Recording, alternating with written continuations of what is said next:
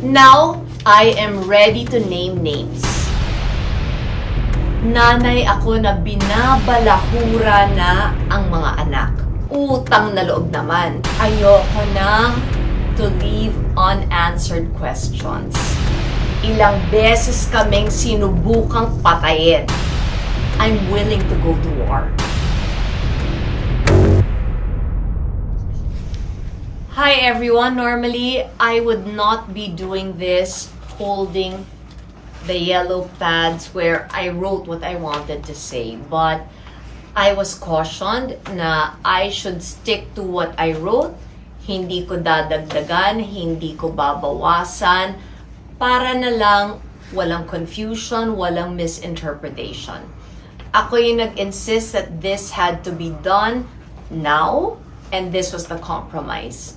So, I hope you will bear with me and you will allow me now to start. Naghintay po ako, nag-isip ako, because I now know by speaking or posting when I am angry or hurting, posibleng sirain ko pa ang sarili ko. Mas mahirap kasi ang damage control.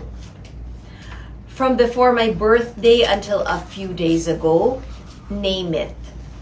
Professional misunderstandings, they hurt me. A messed up 7-year romantic entanglement again started making me question my worth. But ang pinakamahirap was to control myself. My family was always expected to take the high road. My siblings, kayang-kaya nila yon. But as I have admitted to all of you, ako yung ibang Aquino. Plus, I'm a solo parent. Nanay ako na binabalahura na ang mga anak. Sinubukan ko to shut up para wag na tong humaba. But shutting up caused me even more stress. Stress happens to be the #1 enemy of autoimmune. In just 1 week, OA sa pagka-malicious ang pag-target sa panganay at sa bunso ko. Inisip siguro kung mag-imbento tungkol sa panganay at tawaging bakla yung bunso, titiklop na yung nanay. Now, I am ready to name names. Kuya Josh happens to be very happy in Tarlac. He is not there para mag-establish ako ng presence in the same province where my father and my brother started their public service journeys. Pero kahit walang pangalan, walang picture, walang detalye, naglabas ng video sa YouTube na merong nabuntis si Kuya Josh. Now, my bunso, si Bib, bullying a 13-year-old dahil sa tingin ninyo or tingin nila na bakla siya. Utang na loob naman. This is 2021. We are living in 2021. Bib is tall, he is good-looking, he's well-educated, he is intelligent. First honor siya, di ba? He is articulate, respectful. Hindi siya palamura. And he happens to be very mature. 13 years old lang siya. Nakakahiyamang aminin. Pero siya ang gumagawa ng lahat ng paraan para lang gumaan yung mga problema ko at para mapaligaya niya ako. Since I said I will be naming names, we recently discussed Herbert. Para no questions, Herbert Bautista. Because the two of us tried to reconnect. But as a mom, I knew I needed Bim's permission. To quote my son, nung pinag-uusapan namin, sinabi niya, I can see, Mama, how you still look at him. You do not look at others the way you look at him. If he is your happiness, then he has my vote. Unfortunately, because elections are next year, dahil ginamit ko yung vote, that word vote, it can be misinterpreted again. HB's plans, his political plans, whatever plans he has, they are his own. Para further na maklarify, binenta na po namin ang bahay namin in Green Meadows in Quezon City this December 2020. We are just waiting to sign the lease contract. Lease, meaning magre-rent kami ng condo in a different city. Shifting to Tarlac to vote was the ideal because I didn't want to be impulsive with a major purchase. I wanted the time to decide kung bibili ba ng condo, magtatayo ba kami ng property in the south because we do have one in the south, or will we create a small compound in Tarlac? For my health, we were actually ready. Nag-down payment na ng malaki to lease this villa in Boracay. But yung last blood panel ko, it was not good. Hindi ako pinayagan ng mga doktor ko to go far away. I needed to stay near them. Ayoko na to leave unanswered questions. There was a part of me that wanted to keep things private, but unfortunately, I don't have that luxury. You kept asking me what happened to Bingkay. So this is the story. February 2020, bago mag-lockdown, nagtampo ako kay Bingkay. We needed a 4-week break. When I messaged her na please, bumalik ka na. Pero nag-specify ako ng bagong ground rules. It was her choice to turn me down. And she did. She walked away. Ngayon, naiintindihan ko. Kahit very generous ako, gusto rin naman niyang mag-asawa, magka-family, and siguro matanggalan ng 24/7 na responsibility of taking care of me. But there's absolutely no bad blood. After my time thinking, luminaw, I was being tested. Na-pinpoint kasi what was my vulnerability. It's simple. It's how much I love my sons. Alam kasi ng lahat, ako lang ang meron sila. I am exhausted from reading dun sa mga comments na ignore them or choose your battles. Please, I ask you, I know you mean well, but please do not decide for me because they are not your sons. Ako ang nanay nila. So I made my choice. For my sons, in order for me to defend them, I know I'm willing to go to war. Because, ito na yung hinihintay nyo na because. Because, hindi nila fault that they cannot count on their fathers. Hindi nila choice na ang nanay nila ang apelyido Aquino. Hindi nila kasalanan that the lies about my family will continue until history gets completely rewritten. Nagbanggit lang ako ng yellow brick road in an art card. Default mode na yung line of attack. The STD lumabas na. Akala ko pa naman nag-iisip. May I explain? Bala yan na laban sa akin. Pwede niyong paputukin kung tinago ko. You can use it against me if it was a skeleton I hid in my closet. But that happened 18 years ago. Ako mismo ang nag-tell all. I did that live on TV Patrol in my mother's house. That is an iconic interview. Alam kong iconic dahil nung panahon na yon, halos buong Pilipinas tumigil at nakinig at nanood sa akin. So how can you use something that I myself revealed about myself against me? Yun ang advantage kasi of having lived an open book life. Wala kang kinakatakutan na pwede pang maibulgar.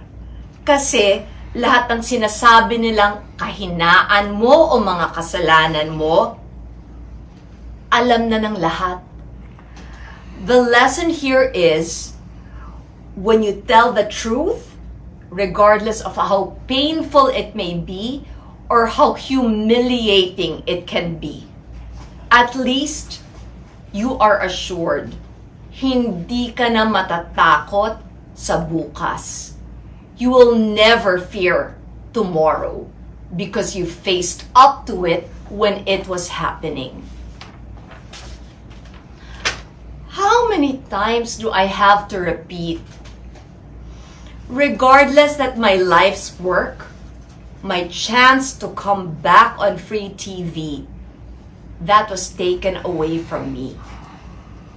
Because I was told, mahirap nang ma-offend ang palasyo. I took that. Kasi political reality yan. Hindi yan ginawa ng nanay ko. Hindi yan ginawa ng kapatid ko. But I know how this game is played. Nangingibabaw pa rin sa akin that my father, he gave his life for this country. Sinabi niya at napanindigan niya, the Filipino is worth dying for. I was a year old when he was jailed. Panahon to ng martial law. I was 12 when he was assassinated in the airport that is now carrying his name.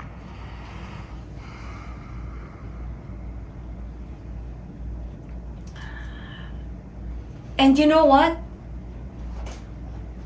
With everything that has happened,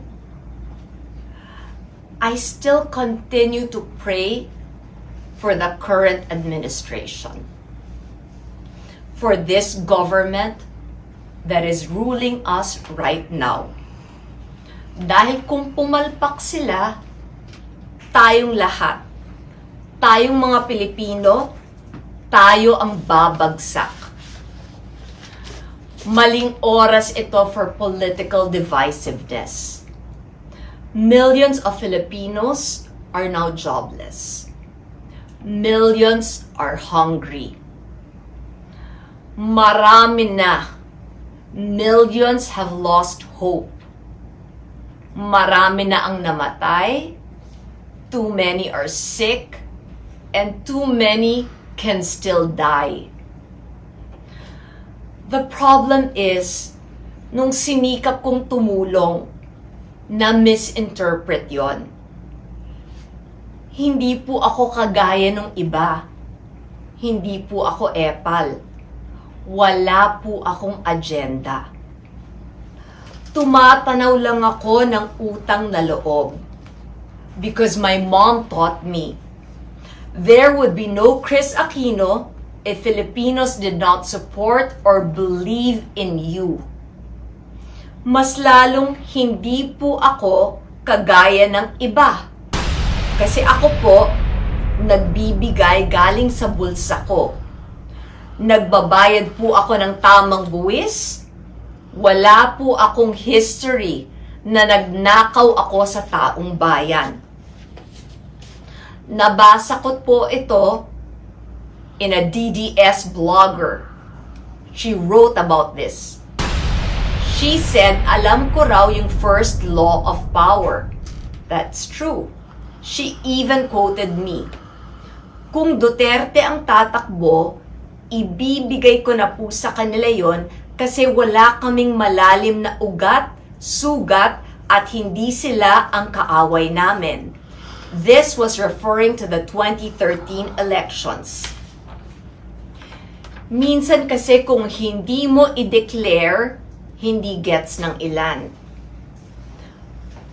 Pag minahalang mom ko, bali-balik ta rin man, hindi pwedeng mabaling ties that bind. In the current Duterte cabinet, Secretary of Finance Sonny Dominguez and Secretary of Foreign Affairs Teddy Boy Locsin continue to have my unwavering respect. Tito Sonny keeps open communication lines with my sisters and me. Teddy Boy and I are textmates. Obvious ba? Pag may bumanat sa akin, Teddy Boy goes ballistic on Twitter. There are friendships too deep para ma-taint ng politika.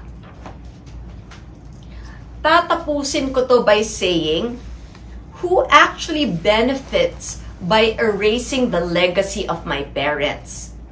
Sino ang nagtanggal ng freedom of speech sa Pilipinas? Sino ang nagpakulong at nagpapatay kay Ninoy Aquino? Let's go back.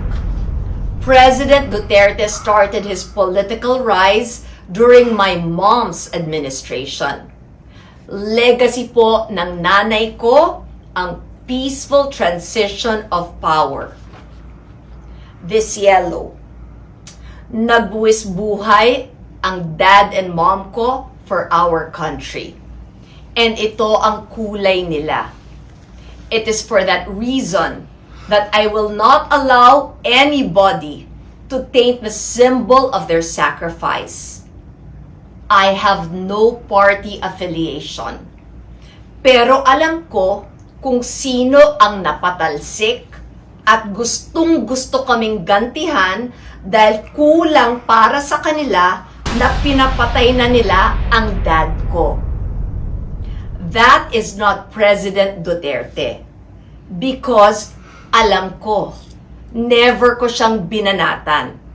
So para po sa mga DDS, wala tayong reason na maging magkaaway. I am who I am as a mother because apart from our 3 years in Boston, I only had one parent. She was my role model. 14 ako nung lumaban siya sa diktador. Hindi ko po maalala kung 7, 8, or 9 times yung coup attempts. Pinatay po ang dad ko. Ilang beses kaming sinubukang patayin. Pero ito po ang diferensya. Never kaming umalis. Hindi naduwag ang nanay ko. I will never forget this. Sumabog yung kotse sa labas ng bedroom ko. Ang lakas na po ng barilan sa labas. Tumakbo po, papasok sa kwarto ko, na walang bulletproof glass ang mom ko at si Noy. Kinaladkad nila ako from my bed pababa. Bago inisip ng nanay ko ang sarili niya, inuna niya to secure me. There are so many other instances. Even when she was already told she had just a few months to live, she fought. Sinabi niya, My children are not prepared. They lost their dad na hindi sila handa. I will not allow. Hindi ko hahayaan for them to go through that all over again. Kung meron man kaming tinago sa inyo, tinago namin all the procedures that she underwent para lang mabigyan niya kami. Nung nakita niya what we needed most, what her children needed, we needed time. We needed more time with her. Kaya ngayon, kaya ko bang ipahiya ang sarili ko dun sa pinakaunang nagmahal sa akin? Yung nag-alaga, yung nagsakripisyo, yung nagpatawad, at yung nagparamdam sa akin kung ano talaga ang unconditional love. You can say it so often, but action speaks so much louder than mere words. I will emphasize, I'm not here to attack, but you leave me no choice but to defend. Alam ko naman hindi nyo ko tatantanan. Kaya habang may freedom of speech pa, magtiisan na lang tayo. You can and you will attack me. But, karapatan ko ipaglaban ang dignidad at pagkatao nung mga mahalaga sa akin. Clarify natin yan, Who are the people who matter to me? Very obvious. My 2 sons. The memory of my parents. My siblings. And because I cannot predict tomorrow, baka dumating pa yung taong mamahalin ako ng tapat and publicly, mutually, aaminin namin sa inyo na may relasyon kami. Kasi nakita ko yun sa mom ko. When you truly love, hindi ka lang magtitiis. Para sa mahal mo, wala ka talagang ititira sa sarili mo. Ilalaban mo hanggang sa huling hininga mo. These 2 platforms, Facebook and Instagram, they are my only means to directly communicate with all of you. You know, totoo ako. Kilala niyo ko, I am real. I also know I do not have a troll farm. I know you are real. Lahat naman tayo, gusto natin ng mapayapa na buhay. Lahat tayo, lalo na ngayon na pandemic, nag-iingat sa kalusugan natin. Pero, pinagod nyo na ako. Napagod na akong magpaapak. I won't be Kris if I do not end it this way. Congratulations, Taylor Swift, because I am a Swiftie. She won Album of the Year. So this Swiftie will quote from one of the songs from Folklore to end her statement. No one likes a mad woman. You made her like that. And you'll poke that bear till her claws come out. And you find something to wrap your noose around. And there's nothing like a mad woman. I'm taking my time. Taking my time. 'Cause you took everything from me. Watching you climb over people like me. Tama na. Sobra na. Lalaban na.